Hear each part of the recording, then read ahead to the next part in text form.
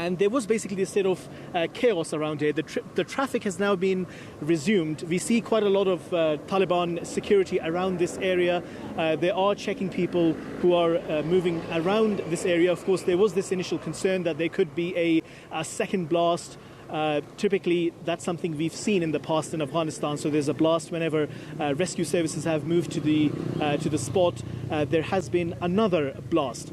So far, there is no claim of responsibility, but Taliban is telling me that at the moment they primarily suspect Daesh that has openly threatened the Taliban. It has increased its attacks on the Taliban, and it seems, judging by most of the people who were present here, it seems that clearly the target was some of the senior Taliban figures who had been present there. But I've asked several people, they're not confirming if there have been any casualties from the Taliban.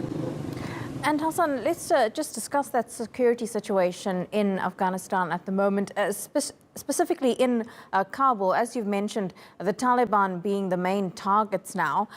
What more do we know about what they are doing to try and stop the situation from escalating, especially when it comes to possible attacks from Daesh-K?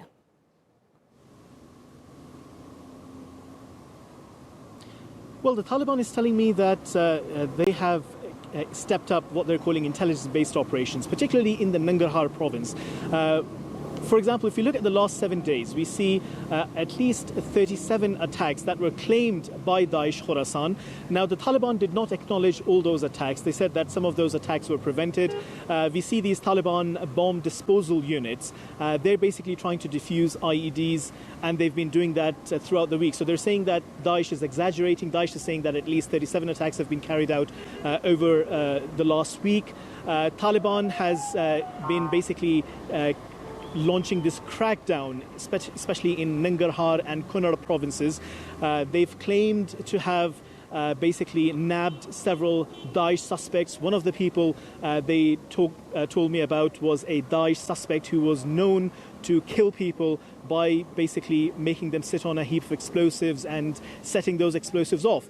And earlier I've received a picture from Taliban in which they've claimed that that Daesh judge has now been executed.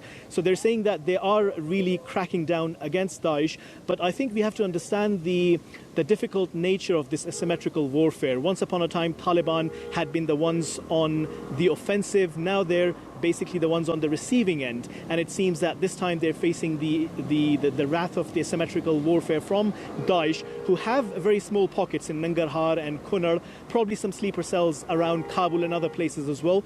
But it is quite difficult. It is quite a challenge for Taliban. They're saying it is a threat. It's not such a severe threat, but looking at the number of attacks we've seen over the last few days, I think this could get worse. Now, another thing to remember is that a possible operational alliance, this is something the Taliban is pointing out too, between Daesh and terrorist organizations that are probably disgruntled from Taliban, and also the NRF, the National Resistance Front. The Taliban is claiming that there could be some sort of operational alliance from the remnants of the NRF in and around Panjshir. They're saying that they could perhaps have some sort of an operational alliance. Of course, this is a claim from the Taliban at the moment. There is no acceptance of this claim from Daesh or from NRF, but it certainly could be a possibility.